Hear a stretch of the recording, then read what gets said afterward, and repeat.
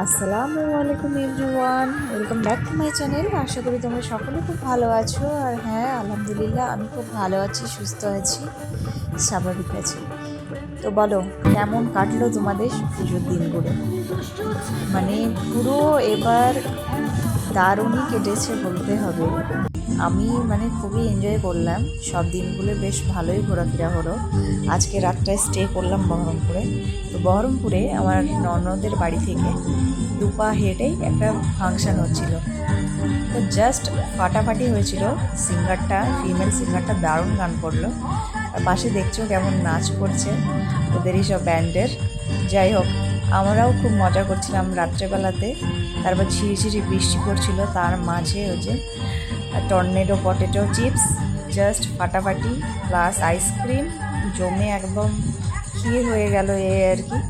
যাই হোক, ওই যে বললাম না, ধর্ম যার যার উৎসব সবার, সত্যিই তাই। উৎসবটা যে কেউ উপভোগ করতেই পারে, ধর্মটা সেটা তাদের নিজস্ব ব্যাপার। এই যে আজ দুটো গ্যাস বেলুন নিয়ে চলে এসেছে, আর ওই যে ওর হাতে বেঁধে দিয়েছে, মানে উড়ে যাওয়ার ভয়ে। যাই হোক, খুব সুন্দর দেখো বেলুনের কালারগুলো।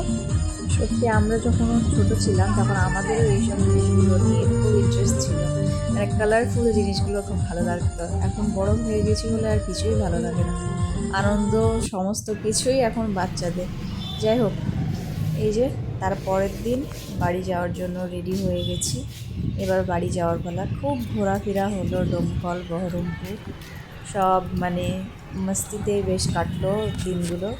এবার বাড়ি যাওয়ার পালা। কিছু করার নেই, মন খারাপ তো হবেই। আজ তো প্রচণ্ড ওর মনটা খারাপ ছিল, বারবার বলছিল আস্তে আস্তে মাম্মাম মিনি বাড়ি যাচ্ছি, মাম্মাম ফুপুর বাড়ি যাচ্ছি, মিনির বাড়ি চলো। ওকে একটুও ভালো লাগছে না, বুঝতেই পারছিলাম। যতই হোক, বাচ্চা ছেলে তো, এখানে তো আমার সেরকম কেউ নেই, এই জন্যই আর কি ও ওই দিকে থাকতে বেশি পছন্দ করে। আসলে মানুষজন খুবই ভালোবাসে। তো আমাদের সেই বিখ্যাত রাধারঘাট ব্রিজ চলে গেলাম মুর্শিদাবাদ ছেড়ে। হাসিও পায় সত্যি, একা একা যখন ভাবি যে এত দূরে বিয়ে হয়েছে, যেতেও অসুবিধা, আসতেও অসুবিধা। সত্যি, যাক, বাবার বাড়ি তো বাবার বাড়ি হয় না, সে যতই দূরে হোক। এই যে কোলের মধ্যে ঘুমিয়ে পড়েছে, আর এদিকে রেড সিগন্যালও দিয়ে দিয়েছে।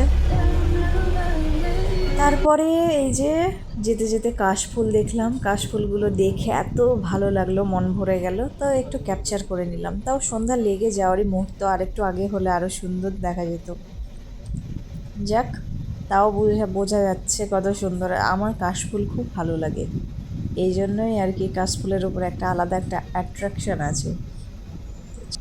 এটা হচ্ছে NH-35। তো এই রোডের ওপর দিয়ে যেতে জাস্ট অসাধারণ লাগে। আর সব থেকে ভালো লাগে আমার এই জায়গাটা, দেখো টোল প্লাজার এই জায়গাটা। কতবার ভাবি যে দাঁড়াবো, দাঁড়িয়ে ফটো তুলবো, কিন্তু এটা কিন্তু আর হলো না।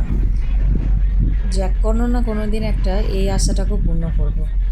আমার খুব ভালো লাগে এই জায়গাটা, বিশেষ করে রাত্রিবেলাটা আরও বেশি সুন্দর লাগে। বোঝে না সে বোঝে না মুভিটা দেখেছিলে তো?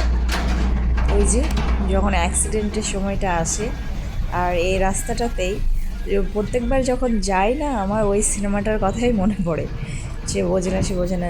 অ্যাক্সিডেন্টটা জাস্ট ভয়ানকভাবে দেখিয়েছিল, যদিও বা ওটা সিনেমা, তবুও মনে হতো পুরো রিয়েলিটি। তাই এই জায়গাটার ওপর আমার একটা আলাদাই ভালো লাগা আছে। কোনো না কোনো দিন অবশ্যই এখানটায় দাঁড়িয়ে একটা ফটো তুলব, তোমাদের সঙ্গে শেয়ারও করব খুব জলদি। তো চলো, আর কিছু করার নেই, সন্ধ্যা লেগে গেছে, এবার বাড়ি যাওয়ার পালা। তারপর এই যে আমরা প্রায় বাড়ির রাস্তায় ঢুকে গেছি, এবার বাড়ি যাওয়ার পালা। কিচ্ছু করার নেই, চলো বাড়ি যাওয়া যাক। যেতে যেতেই দেখছি, এই দেখো, এটা হচ্ছে মুরারই বাস স্ট্যান্ড। তো বাস স্ট্যান্ডে এই যে প্রতিমা বিসর্জন, এই জন্য দেখো কত ভিড়ভাট্টা। বলার মতো নেই যে এতটা বিরক্ত লাগলো। 1 ঘন্টা পুরো এই জ্যামের মধ্যে আটকেছিলাম, জানো। এত পুলিশ ছিল, সিভিক ছিল, তারপরও কোনো রকমেও রাস্তা বের করে দিতে পারলো না।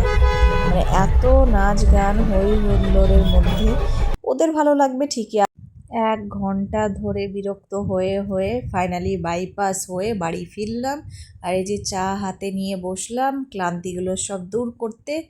যাই হোক, আজকের ব্লগটা যদি ভালো লেগে থাকে অবশ্যই লাইক কমেন্ট শেয়ার করে দিও, সাবস্ক্রাইব করতে ভুলো না কিন্তু।